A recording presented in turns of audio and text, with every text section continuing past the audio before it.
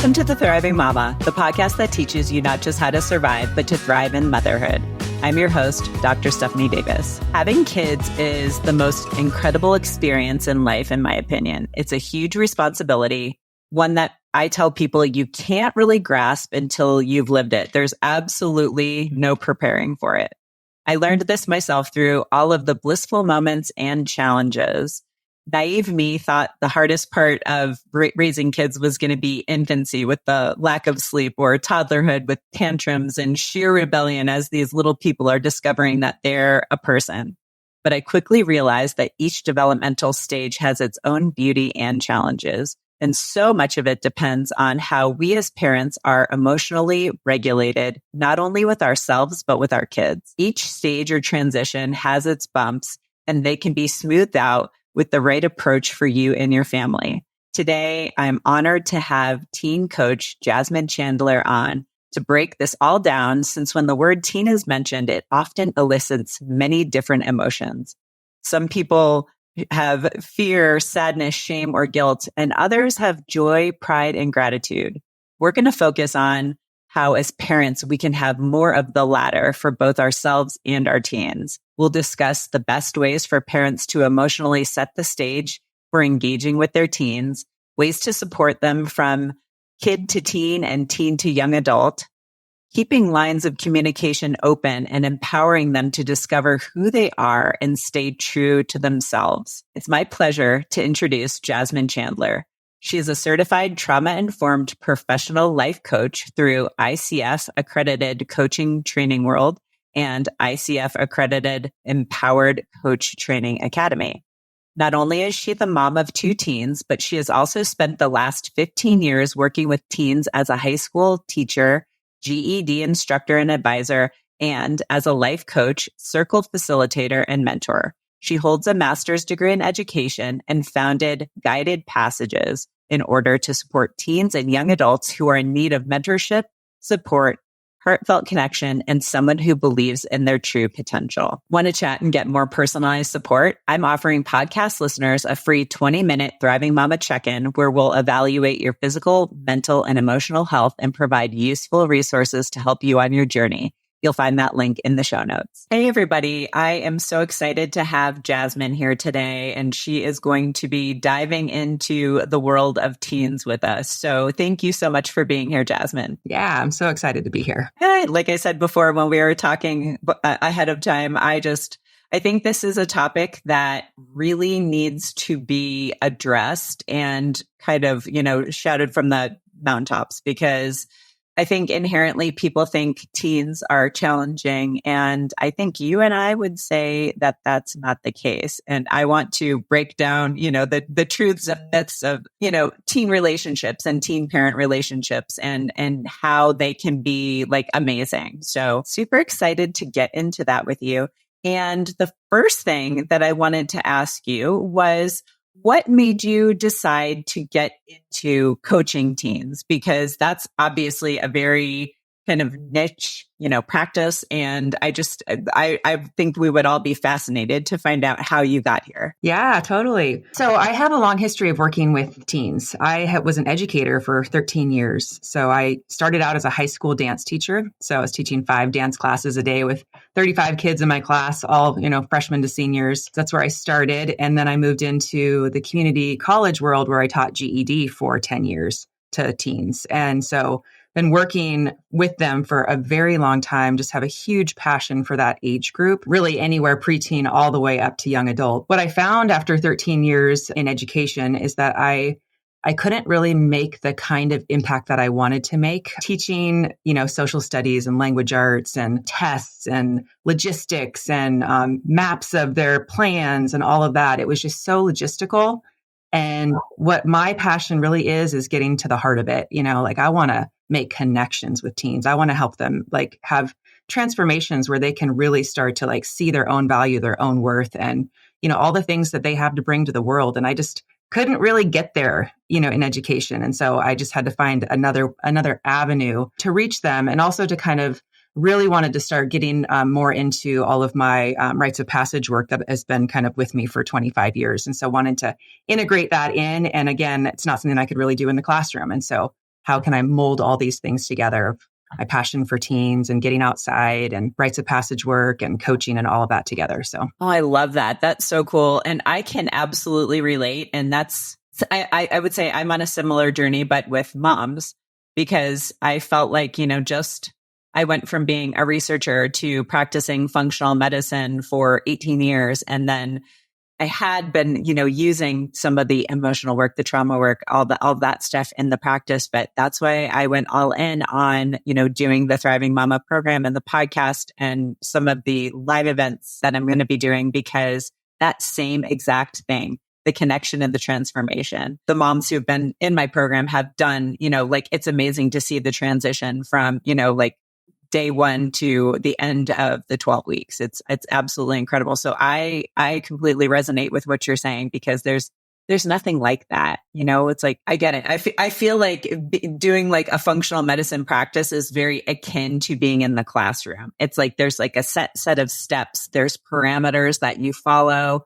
and it's very structured. And when you're doing the other types of work, it's not that way. There's so many different tools we have and so many different modalities, and you can use what works for each person. And obviously everybody has their own, different path that they're on. And I feel like it's really easy to meet them where they're at on those, on the journey.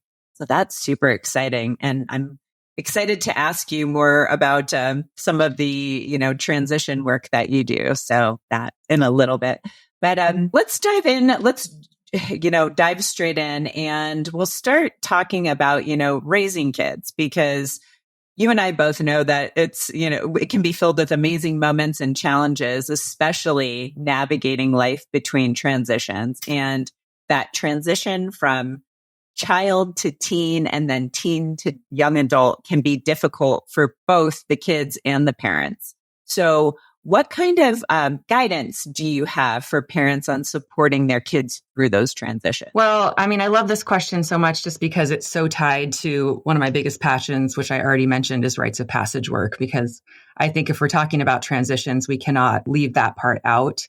Just because for thousands of years, cultures across the globe have been helping their young people mark transitions into different phases of their life. And whether it's, a young girl starting her period for the first time, or a young boy stepping into adolescence, or teens like stepping into their adult life, that was ceremonially marked for, centuries. And that's how it was done. And we see that so lacking in Western culture now. It's just almost, non-existent. And we see the consequences of that all the time. When not only did they not have a moment to go out and mark something for themselves and really find themselves and, take on that responsibility that comes with the next phase, but they're also not recognized by their community as this new identity that they've stepped into. And so you hit it, that community, we don't have that. Yep. And so I think that's number one, is like connect your kids to some rites of passage, whether that's preteens, teens, young adults, giving them some type of opportunity to go out and make a moment out of this transition. So really, ritualizing this experience of, hey, something big happened here. I'm no longer a child, and I'm stepping into this new role. And that's important. And that's not only important to me, but it's important to my community and what I'm going to bring forward. So that's number one, I'd say. Love that. Yeah. So that's the first piece. And then the second piece I'd say is, a huge piece of adolescence, just, how we're wired in our brain is to individuate, is to start individuating from our parents. And, a lot of times, we feel so attached to holding on to our little babies because we love them so much, and we don't want to lose all those things, that we start holding even tighter, to the point where it's constricting and they can't go out and test like they need to test in order to be able to really build those skills for socialization and just for all the things they need to do in their life later on when they launch into adulthood. And so the more we can give space for that, provide them with safe opportunities to do that, give them lots of opportunities to make connections with like-minded friends and things like that, because it's such a big part of really fostering those transitional moments, is allowing them to keep stepping into more responsibility, more autonomy, and all of that. I love both of those answers so much, because Like I said, you hit the nail on the head when you said, like, we don't observe the rituals, and we don't have that community anymore. That's like one of my biggest, I'd say, like, when I get on my soapbox, one of my biggest things is like, we're lacking that community and that tribe and that support that brings it all together for us. And it really, I think it's like been such a detriment to our society, and we need to start to build this more. So let me ask you this. What can you give an example of, like you had mentioned, ritualizing or having a rite of passage type of ceremony for different milestones? Like, for instance, like if like you said, a boy kind of going through the beginning of adolescence, just maybe, getting body hair and voices changing and all that type of stuff, or a girl, having her first period. What would you suggest as a a ritual or a ceremony that you could do? Well, one thing that my youth organization is offering is at the end of June, we're actually taking out a group of 12 to 14-year-olds into the wilderness. So we're doing a backpacking trek into the woods. So they're, taking that big, huge leap away from their parents, which is huge in and of itself.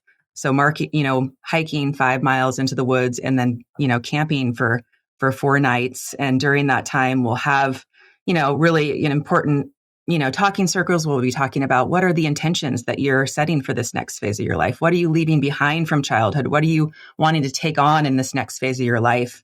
And then we actually have, a solo period where we let them cross a threshold and have 6 hours of solo time where they get to really think and process about all those things, and then come back in and tell their stories to the group. And then when we come back from that experience in the woods for 5 days, we meet with all the families, and then they get to share their stories with their families and kind of be welcomed back in by their parents into this new role, this new identity that they have just stepped into. So that's one way. Love that so much, because I think we do that as adults. Like, I literally just did something like that a week and a half ago. And I've done many different things in that vein. And they're so incredibly transformational. Like you said, it's an identity change and you're never the same. But we don't talk about that for kids. It's not something that is offered for kids at 12 to 14 years old. That's amazing. Like, that is so incredible that you're doing that. Oh, super excited to find out more about that. Yeah, that's so neat. Just to mention, one other option, that you could do on your own in your own communities, if you didn't have something like that, is, for all the girls in my community, when they started their first period, we would create a blessing way for them, and all of their aunties and their, women that were important to them would come together, and they'd sit in circle and they'd give them gifts and tell them all the different things they needed to know about this next phase of their life, and kind of welcome into the woman fold. So there's lots of different things you can do. It doesn't have to be 5 days in the wilderness. I mean, you can make a ceremony, pretty easily, just to say, hey, this is important, and we're going to notice you right now. We're going to celebrate you right now. Yeah. Oh, I love that so much, because I feel like that particular transition is a very difficult one for girls to navigate. Right. And, it's like, and like you said, we don't have the support. We don't have the support of that tribe that we used to have. We don't have, the grandmothers and the great grandmothers and all of the aunts who would normally be around to carry you and hold you through that moment and, give you all the guidance and support and answer all the questions. And so I love that idea of having, a circle that, holds the space for those girls during that time. So cool. This is so amazing. Love the work that you're doing. We're going to switch gears a little bit and focus on the parents. And I wanted to see if there was any advice that you would give parents on behaviors that they need to change, possibly within them, in order to have a better relationship with their, tweens, teens, and young adults. Yeah, I think this is such a good one also, because this is something I talk to parents about a lot, because I feel like so often, one of the big hiccups that we have with our kids is we label them with their behaviors instead of their behaviors as behaviors. And so, when they are doing things that, we think is out of alignment, they're, maybe we're thinking that they're being rude or disrespectful or having attitude, we label them as that way. You are rude. You are disrespectful. You are lazy. You are a procrastinator. And we give them these identities and they take that in. They will rise to what we believe in them. So if we're setting the bar like that and we're, telling them that they are these things that they are exhibiting, that's what they see in themselves. That's what they believe in themselves. And so really separating their behaviors as behaviors from who they are as people. Those are two separate things. And so really starting to just recognize that, they're going to make mistakes. They're going to have missteps. They're going to, not act in the best ways possible all the time because they're figuring this whole thing out. They're navigating it. And it's not that we're letting bad behavior slide, but it's that we can't stop believing in them and their potential and their capabilities and, all of the things they have to bring. We have to still, show them that we believe in them and we trust them to make the right decisions and we think they're capable. So really, I think that's one big piece is separating out their behaviors from who they are so that we can still see them as those beautiful beings that we created that, we've loved all these years, because we lose sight of that when we have lots of misbehaviors. We start to just get so frustrated and annoyed and all the things and kind of feel like we're at our wit's end, but we have to reshift our focus. So really see if we can start noticing, what are they doing right? Yeah, sure, they're making a lot of mistakes, but what are they doing right? Because there's a lot of that in there too, and really highlight the good. Yeah, no, I agree 100%. And it's something that when I'm working with moms, we talk about is your energy sets the tone for often your household, but how you're, that energetic exchange between you and your kids. So the better, the more, emotionally sound you are, the better off, the whole, just the interactions are going to be. And then I think it also allows you to see exactly what you're talking about is, you can see all the positives. I know I have done a ton of work myself. And I would say I used to be pretty typical. I would be more reactive and I would, occasionally, freak out about things and all of the things that we tend to see in this, this world that we live in. But the more work I did, the more I could come to the table being calm and centered and kind of setting the tone to be able to see that. Now, don't get me wrong. We still have challenging moments. That's life. We definitely still have challenging moments, especially I think a frustration for a lot of parents is when you see your child repeatedly do the same thing over and over again, and they're kind of getting in their own way. And you just want to take them and say, hey, I know there's more to you than this. And I know for example, my son's teacher the other day, he is super smart and he just likes to do things fast. Or if he's not interested in it, he's just not going to put forth a lot of effort. And I get that. I can honor that, especially being an adult and having worked for other people in the past and having had to do things that I thought were just completely stupid. It's I get that. I totally resonate with that. But at the same time, it's you're in school. There are certain things you have to do. And his teacher just wrote at the top, she's like, you are so smart. Just pause and give yourself a second so that you can succeed. And I think that says so much, right? Because I think a lot of us don't pause and take that second to assess the situation, see what's going on, and then meet that other person or meet, even a project, in a, more conducive light. One thing that I wanted to ask you about what you just said was if parents and kids are already in a state that might be a little more tumultuous because for, X many years, they've been labeled as either lazy or, ADD or, just a bad kid, so often, especially when they're really, really young, kids get labeled. How, and it might be the parent, it could be the parent, it could be the teacher, it could be somebody else in the kid's life who's done this.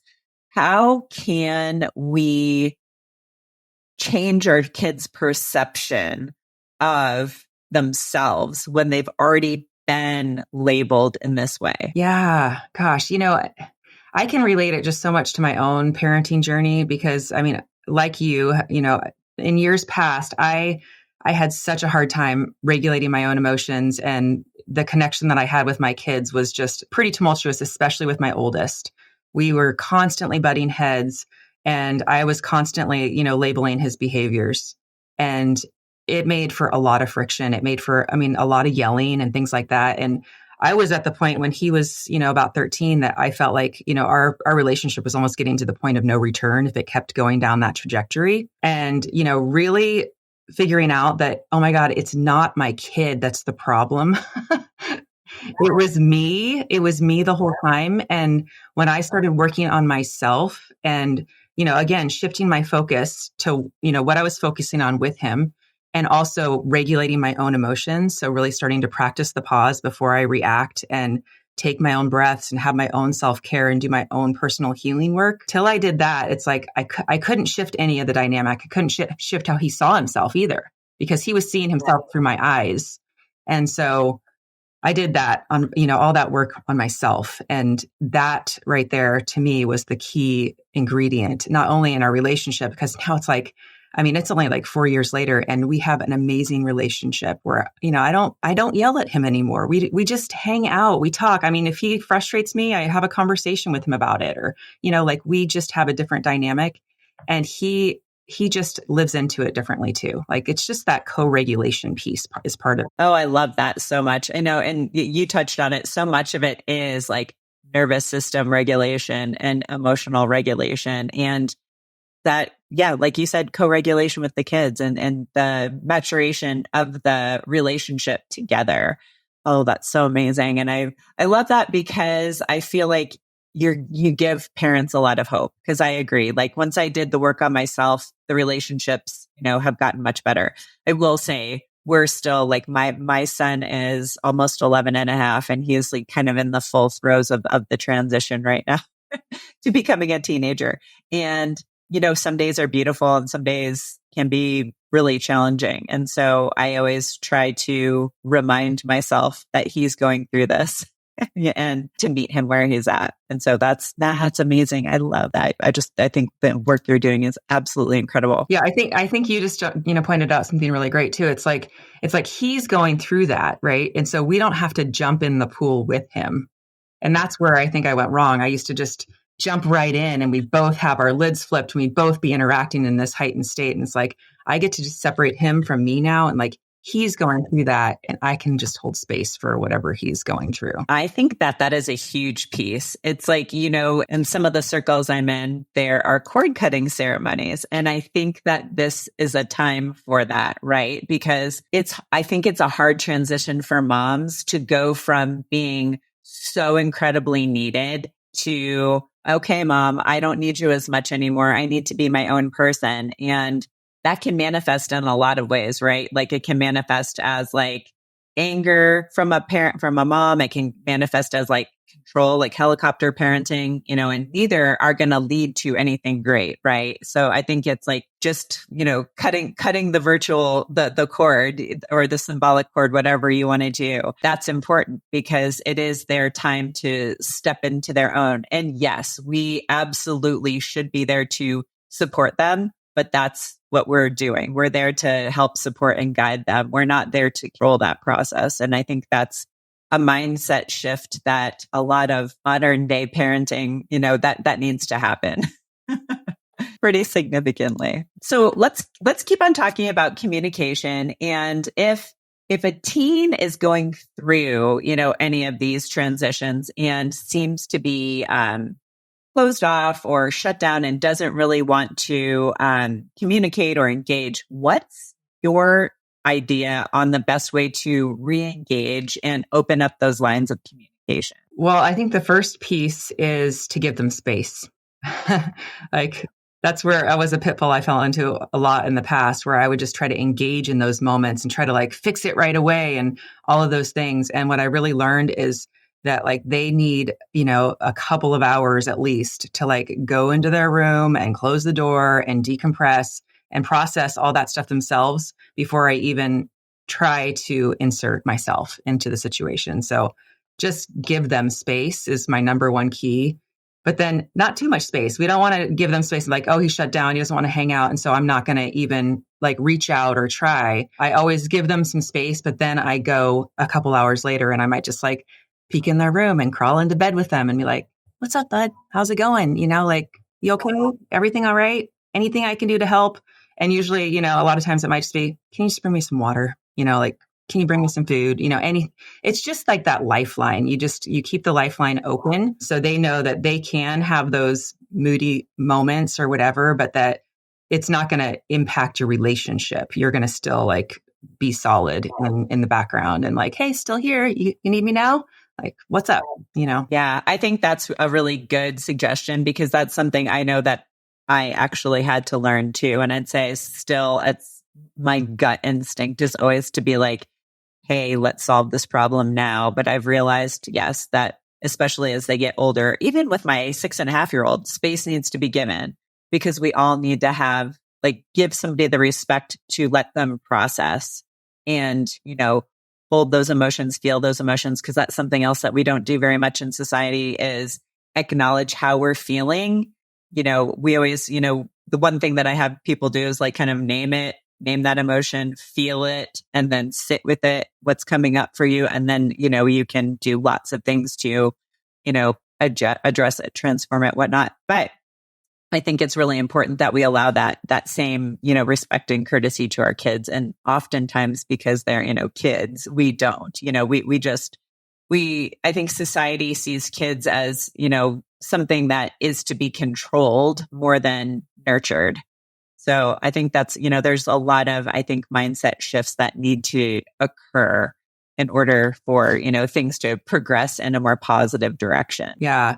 And I'd say too, if they're continually there are points when we do need to there's a flag, that we need to pay attention to. Right. Yeah. If they're shut down, every single day and they're not able to re-engage, those are times when it's, definitely time to seek extra support because there's, the healthy part of when you want to just, they should be able to feel those emotions when they feel sad or upset or whatever. But if it's lingering for days on end or they're just sad about everything or shut down about everything all the time, then that's a moment when, hey, let's get some extra support here. Right. Yeah. That's something I always tell moms when it comes to anything.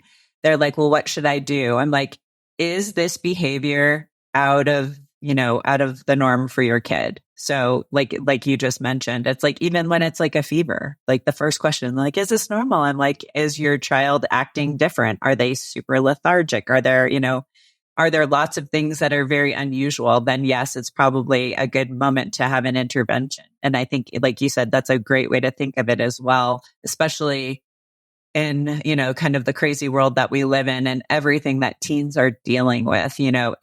One way to handle it is to completely shut down and not, engage with the world at all. And so that is definitely a sign that something needs to be addressed. So along those lines, are there any recommendations you have on empowering teens to find out who they are, that self-discovery piece and being able to stay true to themselves when, like peer pressure is huge when you're a kid? I can see it happening with my kids now. And so what would your advice be? So staying true to themselves and, kind of avoiding the pitfalls of peer pressure and all that. First of all, I think one thing is that, really helping them to explore lots of different extra activities and extracurriculars, potential hobbies, things that they can get engaged with to really learn what it is that they love, who it is that they really have things in common with because they love those things. So I think that's part of it is just like, okay, let's get you engaged with things that you're passionate about, that you love doing and all of that. And that can really help them to line up a lot of, who they even want to spend time around. Because if there's a bunch of kids that aren't into any of those things, it's going to become really clear that, hey, I don't actually even want to hang out with this crowd anyway. So that's one thing. And the second thing I think is so important is really helping them to figure out their core values. What are the things that they are the most important to them that they don't want to compromise for anything? Because I don't think this is something they give thought to themselves. And so, guiding them through this conversation a little bit, because especially just with the way that, their prefrontal cortexes are still developing, thinking things through at the moment when peer pressure is happening, it just doesn't happen. They're going to the brakes aren't on. And so they're going to just act, trying to get that immediate gratification or that dopamine burst or whatever. And so really in advance, like, what is it that's important to you? What don't you want to compromise? What would you do if these situations happened? How would you respond? How would you want to act in those moments that are in alignment with your values? So I think those are just important conversations to have in advance. Oh, I agree. I don't know if you would be shocked to find this out, but a lot of parents they're not even aware of their core values. That's actually in the program that I do with moms, something that we do. Because if you are not aware and acting in alignment with your core values, life is just not going to be smooth and flow for you. You really need to acknowledge who you are. And so that's an exercise I have them do. And I think that's awesome that you're suggesting that we do that with kids, because the earlier you figure it out, I feel like the smoother your life is going to be, because then, like you said, you can find out who the people that, who your people are, who you resonate with, and you can avoid those that you don't, and I think that's huge. And I think it's so empowering when you're a kid to know, to have that knowing of, who your tribe is and who your people are. Yeah. So that I think is magnificent. So I wanted to ask you about the 5 strategies that you have for helping parents and teens step into the confidence and motivation and purpose. Yeah. So this is something that I really help teens in my 12-week program, because I have a program for teens and young adults. And so there's 5 steps that I really go through with them and that I share with parents. And the first one is really helping them to tap into or really figure out what it is they're even going towards, like what their goals are. So what is their ideal self? So figuring that out. What is it that you're even trying to get to? What's important to you? Like if you were to envision your life in 5 years, how would you want to see it for yourself? How do you want to feel? Who would you want to be around? Like what do you want for yourself? I think that is like such a big driver. We talk about teens not being motivated all the time, but if they don't even know what it is that they're working towards or what they want in their life, then why would they even be motivated? All they're doing is going to school and doing math and all the things that we're telling them to do, but it doesn't have any like meaning behind it for them. But if they can tie it to their own goals for themselves, then they can have the buy-in, for anything in life, really. So that's number 1. Number 2 is really figuring out, the tools and strategies for their mindset, their focus, and their thoughts. I think that those are just such key components, that all day long, their thoughts are spinning on loop, negative thought spirals. They're focusing on all the things that are wrong in their lives. They're, just really stuck in that negative mindset. And so really learning tools and strategies for how to catch those thoughts, how to shift those thoughts, and how to create new thoughts that are going to serve them more, and how to really shift their focus onto the things they actually have control over in their life instead of the things that are outside of their control. So that's the second piece, is really getting those tools and strategies. And so we do a lot of time, in the work I do, what in any of my programs with teens is really just helping them to learn those things. And then another piece is that you mentioned that's really important is feeling, processing, and expressing their emotions. Like we are, as a society, we are just like, just push it down, just keep going, just keep grinding. You've got this, and you know what? It's part of it. Yeah, we want to like think about our future goals, but we also have to just really feel everything that's happening as it's happening and process through that and grieve the things that need to be grieved and feel all those feelings and have someone to talk to about them and express them and get them off our chest. And so that's another very important component as well. So those are 3 of the steps. And then, another really important thing that I just share with parents is like getting support. So getting a coach to help them through all these things, whether it's a sports and athletic coach or just a mentor in a program, or, maybe they have a teacher that they're really connected to, or maybe they have a therapist, but having some type of outside support outside of the home, outside of the parent relationship is just like so crucial, because there's just something about like when a parent tells you something versus when you hear it from somewhere else. And it's just, they can connect in a different way, all those different dots in such a bigger way. So yeah, let's see, that was 4. I have to remember what my 5th one is. It's in there somewhere. Anyway, those are top 4 at the moment, and I'll let you know. Yeah, if you remember it, just tell me. It's funny when you were saying all that stuff. It made me think of the phrase "keep calm and carry on." I hate it. I hate it because I feel like it epitomizes the, like what you said, push down your emotions. Don't feel it. Just, shove it down and move on. And you can see that so thoroughly in our society where people have embodied that. And it's to their detriment because I always kid around and say we're walking around a bunch of emotional zombies because we are, we're people who are not feeling, we're just doing.